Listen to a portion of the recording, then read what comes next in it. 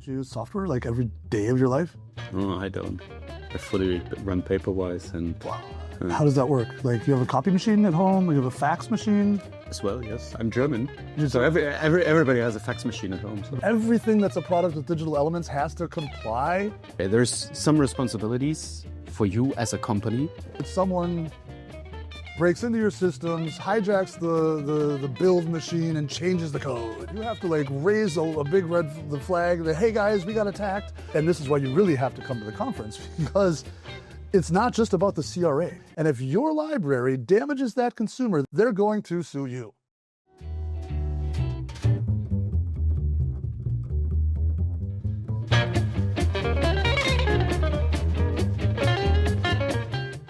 The CRA, Cyber Resilience Act, first of all, this is the word defined, right? Am I right there? Mm-hmm. Good. So this is following a certain process, isn't it? It is. It's sort of embedded in the way that the new legislative framework defines how products enter the market. Mm-hmm. Yeah. So, I mean, you would say that the CRA follows the Commission's processes for becoming a harmonizing law that unifies the way that something works across all of the member states. Interesting. But that's not a standard. That's just, the legislative process, Mm-hmm. right? In order to standardize these things that go into the Cyber Resilience Act, the European Commission put out what's called a European Standardization Request. And in the request, they define the things that they want standardized. And basically, the things that have to be standardized are the horizontal products with digital elements. Everything that's a product with digital elements has to comply with the expectations of the Commission that it is cyber secure. And a standard is one way for a manufacturer to show that they are in compliance with the expectations of the legislator. And the term that is then apportioned to the product is the presumption of conformity when I follow the horizontal standards for products with digital elements. When you apply the standard given to you by the regulator, you can say you are conform. You have the presumption of conformity. If you use a process developed by a third-party auditor, or maybe a conformity assessment body working at some agency that has their own way of doing things, but they've been certified or notified by the government as, being competent, then it's a lot more work because they have to develop their own approach, and it's not really transferable between parties. And this allows you to say, hey, my product is conformant according to the European standards. It's conformant in Malta, and it's conformant in Germany, and it's conformant in Italy, it's conformant in Ireland. Everywhere in the European Union, it has this presumption of conformity because it's applying a harmonized standard. Mm-hmm. Interesting.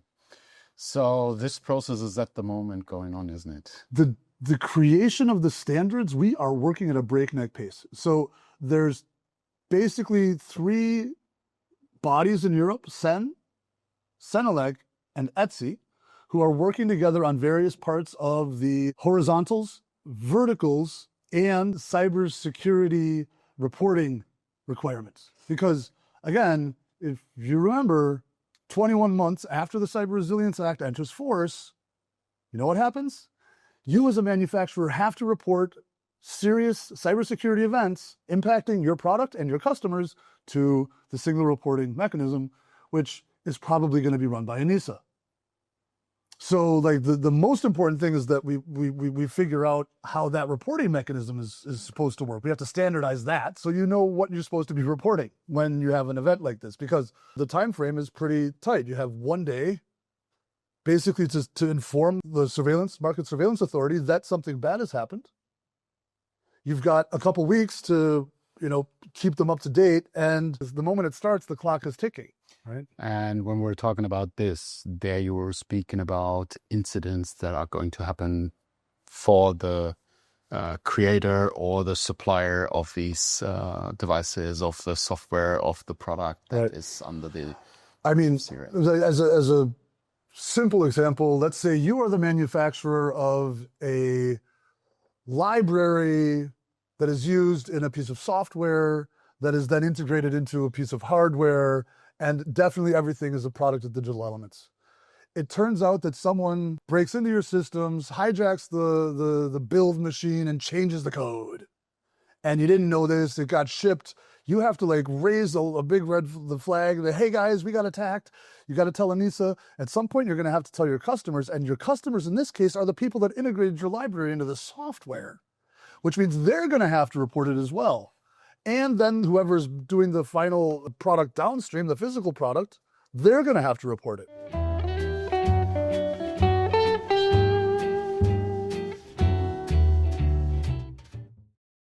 The European Union Vulnerability Database, what's it good for? That's a good question. We were talking about, I'm a manufacturer, I have problems with my product. Yeah, your library got hacked. For example, I know there is a vulnerability and my system is accessible. And by this is also in the same time a vulnerability for your product because you use mine. That means you need to be informed, you need to be sure what actions to take, right? So this is the database all about. They are giving you all the information.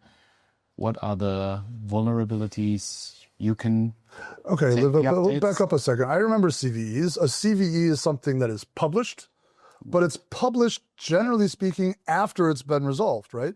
So like there's a vulnerability that some hopefully white hat, honorable security researcher discovers, reports to that manufacturer. They say, oh gosh, this is a problem. We have to fix it. It gets fixed. Not everything. No? No, it's also even open.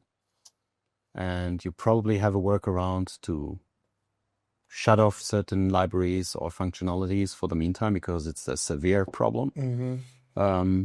And then it's updated, yeah. If there's a solution, if there is any updates or there is anything that you can do, like... is the term actively exploited?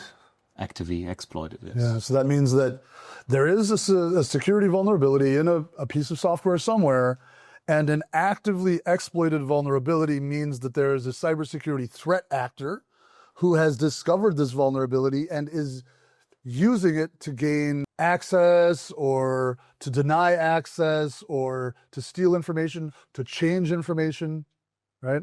So we have this library in Europe now, and more information is going in this library. So even all the information from the CRA. So we have a substance and good library everybody can make use of. It's publicly available, so everybody can make use of it. There is no excuse of not making use of it, right? But doesn't that mean the baddies can also look and see where the vulnerabilities are and use those against me? Absolutely. I mean, that's how it goes today. Okay.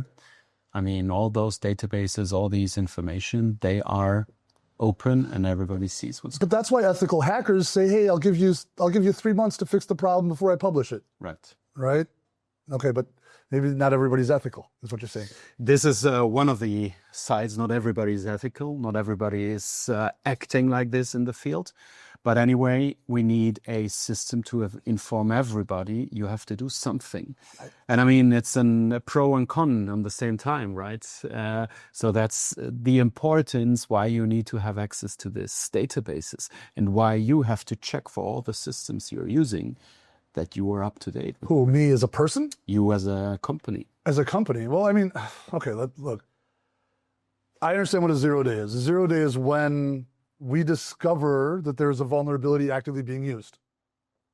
We patch it, put out the CVE or the European version of a CVE, and everybody's happy, except for the people who haven't updated yet. Right. But what if this is a vulnerability in Chromium? So it's in my Chrome browser, and Chrome ships an update, but I don't update. To you know. So what do you mean it's up to me? I'm not qualified to judge what secure is and isn't. But this is not the time anymore to just put this responsibility to somebody else. I'm in the middle of doing something. I've got 35 tabs open. I'm multitasking. I've got my AI agents running. I don't have time to restart Chrome. Then if you don't have time, don't do. But if something is going to happen with you, it's your fault. No, it's not my fault. It's Chrome's fault. They're the ones that got hacked. No, but you didn't do the update. So I didn't have time. They didn't tell me it was important. There's like, yeah, an update is available. Big deal. in this moment, it's up to you. It's your fault. It's your responsibility. And if you don't have the time, and that is something everybody needs to understand, especially in the enterprise world, is it's your responsibility. You have to do the updates. It's not the responsibility of the company providing, because they don't have the access to update your systems. Okay. I get it. So, for example, I fly in an airplane donated to my country by Qatar, and it is updatable by Wi-Fi. Does that mean that while we're flying, somebody could update the firmware of the airplane? I mean, you as a company yourself, you use third-party products, okay. Software, hardware, whatever. You need to make sure that you are updating your systems based on the available patches delivered by the manufacturer, by the supplier, whoever. The thing when and how you do is fully up to you, and depending on your internal security of your production, whatever.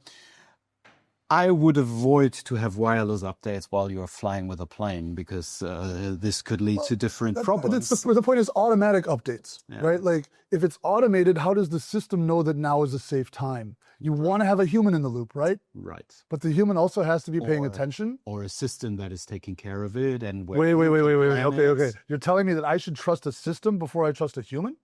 I mean, the system will also be set up by the humans, and then thinking of what is the perfect time, and then communicating with the whole organization. So what is the time the updates are running? What is the impact of the updates to your environment, to certain departments, stations, whatever within your company? So first of all, you need to do an assessment, right, within your company, checking, okay, there is something that you need to do. Just to go through the process at all, this is not the starting point at all. First of all, you need to make sure that for all your systems and all the applications you have in your environment, you need to be aware of that you get the information. There is something coming. There is an update needed. There is a vulnerability at all. This is the responsibility of the company using those products. So this is the first step that you need to install in your company, to be aware, is there anything coming? Second step, there needs to be somebody who is then assessing and evaluating. Is that something that we need to do? When we need to do? Is it critical? Is it minor? Or is it a low risk for us to not do the update? And based on this, you need to decide when is the best time to run the patches or the updates, whatever. And this is something you can even do with a support of a system, saying, hey, for certain system, you define update periods. And if you define, okay, this is an update that we need to do, you loop it in this process, and then it will be in your environment automatically updated. But anyway, there's some responsibilities for you as a company you have to take care of. First of all, you need to get all these information. You know, it strikes me when we're talking about this update topic that there's a cybersecurity aspect to it, but also a safety aspect to it, right? Like, cybersecurity it's good for the system. Safety it's good for the person, right? So this example of, we are not going to update the firmware of the airplane while there are people in it and the airplane is flying. Absolutely. Because it's a safety issue. Absolutely. Right? We're not going to restart the systems that are running while we are collecting energy from turbines in the hydroelectric plant. But if it's just me and I'm working, is it going to start the house on fire? Is my computer going to explode if I do an update? No, I might lose a little bit of work, which is annoying, but it's not impacting safety. Right. And even there, you have certain activities. And the second view we have to take, now we're talking B2B business, right? Companies. What about the consumers? I, as a consumer, have the right not to be damaged by your product. And if you hurt me, I will sue you. I'm, as a manufacturer, not supposed to harm you while you're using my products. first of all. But what about the update topic that we were speaking about? So the Cyber Resilience Act is very clear about the way in which the manufacturer has to inform the user about the way in which they can perform updates. And while they may enjoy automatic updates, the user must always be able to disable automatic updates. However, in cases of severe cybersecurity risk, the manufacturer may prevent the user from using the software until they have updated. So that's, I mean, it's pretty clear that that seems like it makes sense. Interesting. So if I think that's true, that means that the impact of the CRA is also having an impact of apps on iPhones, Google phones. You might actually be prevented from using the software.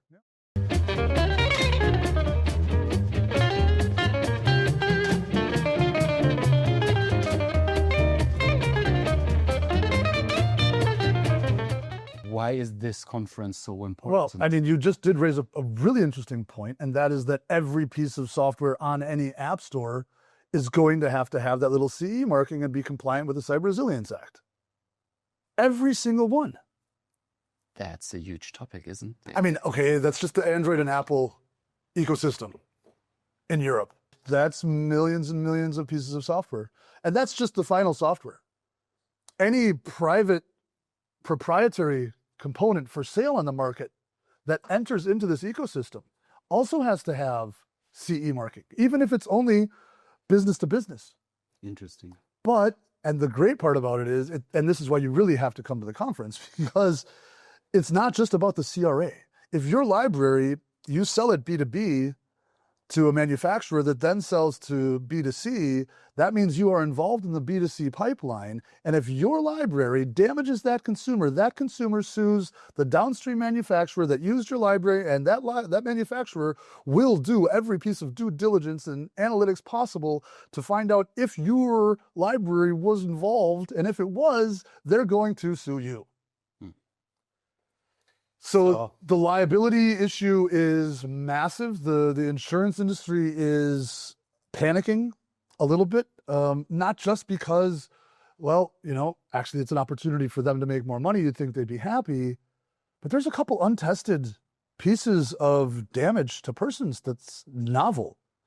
The loss of data, psychological damage. I mean, I never thought about it, but for example, imagine a parent is unhappy with the way that their child has been using a piece of software and discovers that the child never actually gave their permission because they couldn't. They needed an adult, but the adult wasn't asked. You've got like 3 or 4 lawsuits right there. Wow. And if that application actually caused psychological damage to your child, I mean, I don't think we're going to turn into like a lawsuit country, but the risk and the liability is novel for this industry. Yeah. So while we're on the topic, so I think I already have a topic we can talk the next time about, because you made the borderline, so to say, between medical devices and apps, which is like a huge impact also for the CRA. But as we are running short of time, there is one thing that I wanted to ask you.